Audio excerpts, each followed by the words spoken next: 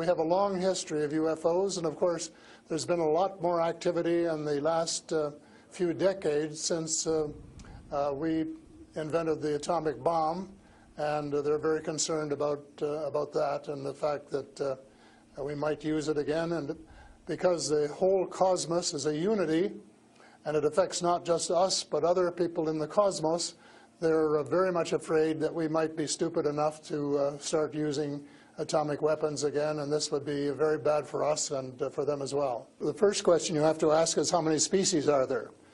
And I used to think there were, between 2 and 12. And Apollo astronaut Edgar Mitchell, who came to Toronto a few years ago and had dinner with us, agreed there was somewhere between 2 and 12. But the latest reports that I've been getting from various sources are that there are about 80 different species.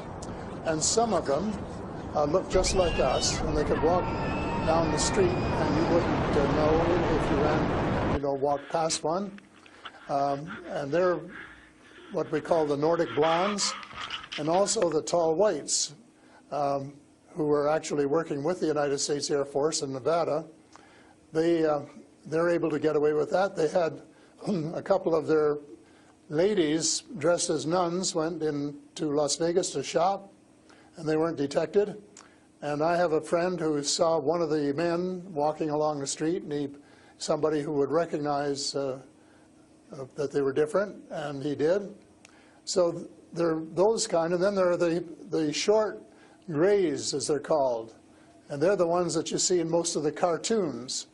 They're have very, very slim arms and legs, and they're very short, just a little over 5 feet, and they have a great big torso and a great big head and great big brown eyes. They don't want to tell us how to run our affairs. They have accepted the fact this is our planet and that we have the right to run it, but they're very, very concerned. They don't think we're good stewards of our planet. We're not. We're clear-cutting our forests, and we're polluting our rivers and our lakes, and we're dumping sewage in the oceans, and we're doing all sorts of things which are not what good stewards of their homes should be doing, and they don't like that, and they've made it very clear. And as a matter of fact, they have given us a warning. How? And this has come from more than one source. How have they made it clear? What have they done? They have talked to people. One of the chaps I talked to about a month ago was interacting with them in 1974, he and his brother, in Peru, and they were taken to Andromeda, teleported, and they were told what the people there think, and that we're really wrecking our planet, and in fact that something dreadful is going to happen to it if we don't smarten up and change our ways. We spend too much time fighting each other. We spend too much money on military expenditures and not enough on feeding the poor and looking after the homeless and the sick, and that we are polluting our waters and our air, and that we're playing around with these exotic weapons, thermonuclear weapons and atomic weapons, which have such a devastating effect both on our Earth and on other areas in the cosmos, and they don't like that. And that's the reason they would like to work with us to teach us better ways, but only, I think, with our consent. And they work through individuals, and they try and pick out individuals who won't be frightened to death of them, because they can give you quite a fright.